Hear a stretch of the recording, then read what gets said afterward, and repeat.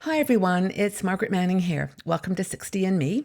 Hope you're doing great today, having a happy day wherever you are in the world. I appreciate that things are not always as sane and peaceful as we like. It's a crazy time to be alive, but we're alive. This is what matters, and we can control how we respond to these situations rather than, than how we can not control them. But I hope that you're doing okay. Now, I'm drinking my cup of tea this morning. I've got a green tea, a jasmine green tea, and it's lovely. And I've got a really pretty little cup that I adore. This is one of my favorites. Silly to have a thing about cups and tea, but anyway, cheers everybody. I do hope that you're well. I want to encourage you, by the way, to go out to our website at 60andme.com. We have about 6 new articles every day that are posted on topics that we think are of value to you, and we love it if you just leave a little note in the bottom. There's a comment section below. Just leave a comment, whether you enjoyed it or not. And also you can always send me mail, Margaret at 60andme.com, and let me know what you're thinking about what we're doing. We want to keep evolving in a way that is helpful to the women in our community. And so we thank you for being here for sure. Now, the show today is sponsored by International Living.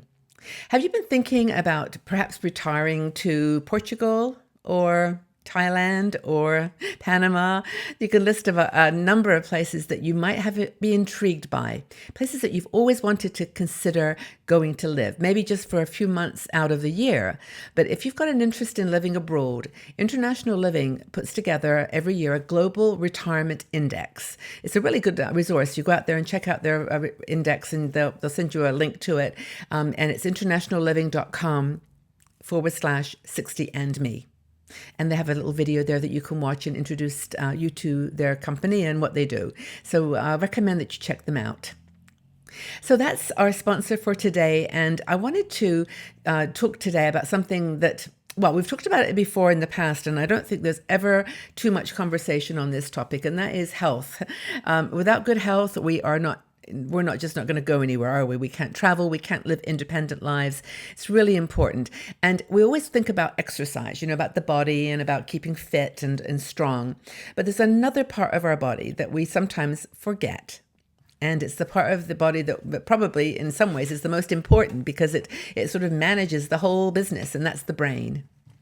Now, your brain is, we want to keep it healthy as we age, obviously. We want to look at what's potentially can go wrong or how we can enhance. And, there's no such thing as normal when it comes to brain health, because it's different for every single person.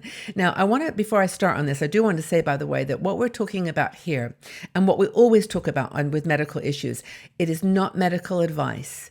It's not from Dr. Margaret. I have no certifications. I am just reporting on research or stories or ideas that I've read. You do the checking, please. Talk to your doctor. Don't do anything that I tell you to do. This is just to have a conversation on the topic. Now, here's the thing about the brain, is it always gets associated with Alzheimer's. Now, Alzheimer's is a very complex disease. We've actually interviewed some wonderful people on this topic, if you want to go check it out on YouTube. But the point is, it's always associated with a healthy brain. And if you want to keep your brain in good health and avoid Alzheimer's, or at least have a chance to have some control over it, the recommendation from research is to stimulate your brain. Do things for the brain that will stimulate it and keep it active and alive. Now, in time, they're going to figure out what exactly is going on, but you have better odds if you keep your brain active and agile and pliable. Keep those brain cells rejuvenating and growing. So here's a few tricks that you might want to try. The first one is play games. Play games. This means you can play puzzles or crosswords or any kind of Sudoku or Mahjong or whatever you like, but games online are wonderful. Now, fortunately, 60andMe has a section on our website called Games. Right at the very top, you'll see a tab, or the word games. And when you click on that, you go to a world of games. There is something, honestly, for everyone. There are strategy games, word games, fun games, card games, and they're all free to use. You just play away. And we love offering this particular part of our website because it's something that we know has a direct relationship to, well, having fun. which is also part of our strategy, but also staying healthy and keeping our brain healthy. So go up to 60ME Games. I think you can even go to 60me.com /games and you'll get there, but there's a tab on the homepage. We also have some awareness of other game sites that are very good that I have used myself. Lumosity is one of them. They were one of the first companies to actually offer online gaming, and they do charge you a membership fee. But I do remember the games being very fun and specifically designed for brain health. So Lumosity is one, and there's others too now. I haven't got all of them, but you'll find them if you're interested. Another thing after gaming and games is to exercise regularly. And I know you're going, me, I'm doing it too. But please, exercise for the body is pumping blood to the place that needs it most, the brain. And so every time we talk about doing exercise for the body, we're also including this organ, which is your brain. And take small steps. You don't have to do this overnight. You don't have to suddenly become an Olympic runner. Just go small steps. Take up yoga. Take up some Pilates or something that's just a stretching class, a body boot camp. Just something that keeps you moving, and go slow. Just go slow. You don't have to become successful overnight. I mean, I actually took a boot camp class, and it turned out to be one of the most fun things I've ever done. But you do like a series of exercises in rotation, like ride the bike for a few minutes, and then you do some sit-ups, and you go around in a circle, and then repeat. Well, by the time I'd get to like the second repeat, I was like, can I go? It was like 20 minutes, I'm done. But, and I actually sometimes I did stop. And the teacher was cool with that. And they mostly are. They know that older people who haven't exercised in a while need a bit more time. So take up something that's not so heavy, maybe swimming, but something that's going to keep the blood pumping. Walk fast at a minimum. Walk, and walk briskly. The other thing is quite the opposite, which is slow down and appreciate the silence.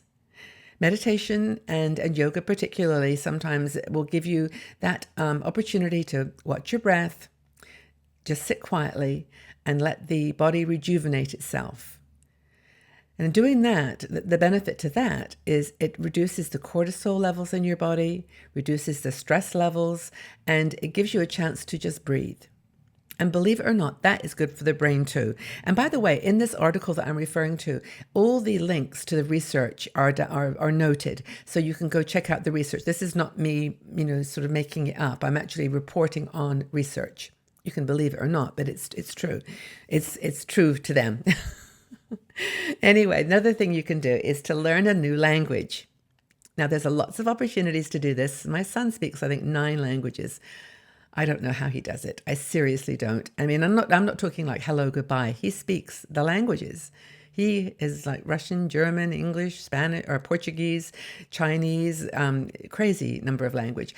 But I can do basically English, a bit of French, a bit of German, a bit of Russian. But, literally when I say a bit, I can say Efkaristo in Greek, and I can say Parakalor, few. But the point I'm making here is just try another language. And there's places like Duolingo, and I think Babbel might charge, but Duolingo is free. And also Rosetta Stone is another great one. But the other cool thing is go to a meetup. If in your town, there's probably a Spanish class or French class or some language class that you can just join for fun. And you can speak and engage as much as you like. Meetup.com. Final one is socialize. Just do stuff together with people. I know that as we get older, we kind of go into our little turtle shell sometimes, and we just want to be at home in our little cozy house with our animals and our quiet, life. And there's nothing wrong with that. Trust me. If you want to do it, no problem. But if you want to just push one more little lever in staying healthy and well, getting socialized is important. And that could be go dancing. It could just be going out to, to a card game or going to a movie with a group of people. Whatever you feel you can do, it's really important to not retire from life. That's the key message. So, what do you do? What's your take on this? What other steps have you taken to keep your mind healthy, keep your brain healthy? What do you do? I'd love to know what you think, actually. Leave your notes in the comment section below. Let's have a conversation. It's really fascinating and useful to share what you do personally. Everyone's got some cool ideas. I always enjoy the conversation. So have a great day, everybody. Go out and do something really wonderful for yourself. And I do look forward to seeing you all again soon, keeping our brain healthy. Let's know how you do it. Take really good care, everybody.